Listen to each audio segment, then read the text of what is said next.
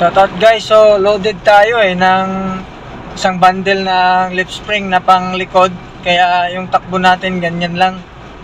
Kasi yung gulong din, yung vulcanize nya, tusok lang, tusok. Kaya delikado, maano. Kaya alam natin yung sitwasyon, dandahan lang. 4719. So 2019 pa tong gulong na to, expire na. Yung gulong, dapa na rin yung gulong pero syempre para safety tayo, dasal-dasal din tayo, no? Dasal tayo na protection galing sa ating Panginoong Hesus.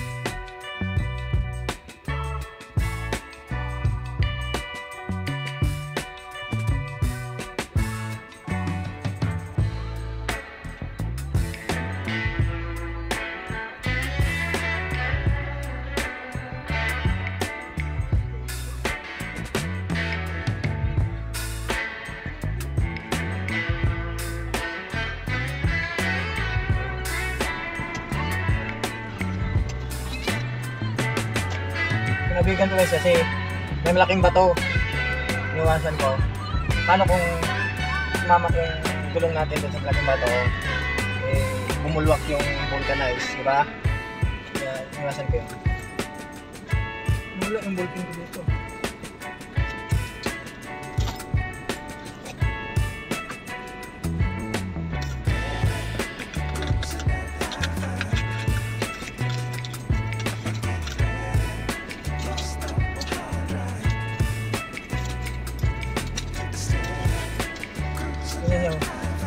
Mahirap yung daan dito, iniwasan natin yung bato.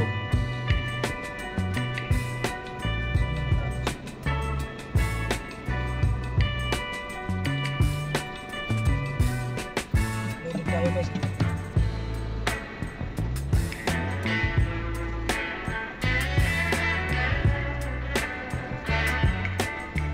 Kaliwa yung may bulkit na tusok lang. Iwasan na nagatuhin sa kaliwa.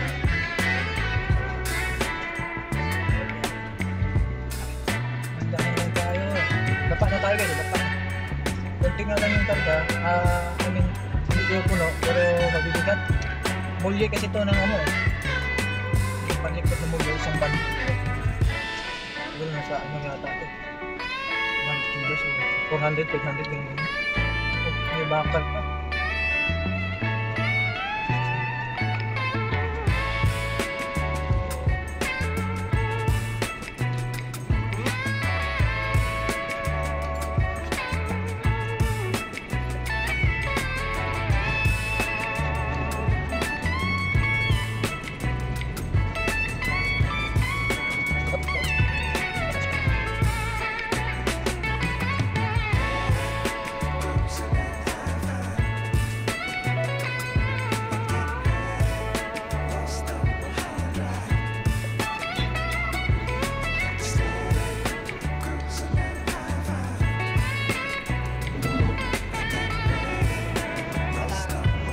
Tayo banda sa third lane.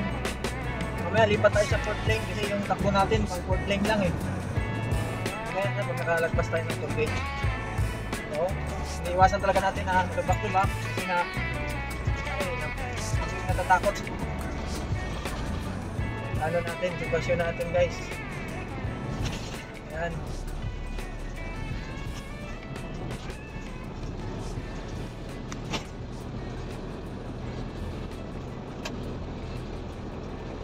Parang ako yung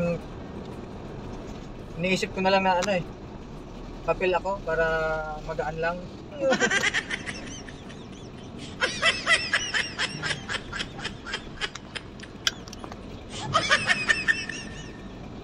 Tayo.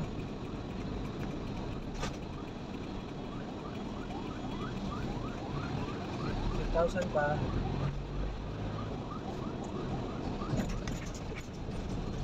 Sige guys, hanggang dito lang yung video natin guys kasi medyo mainit naiinitan yung cellphone natin baka mag-overheat, sumagong pa. Salamat guys sa panonood.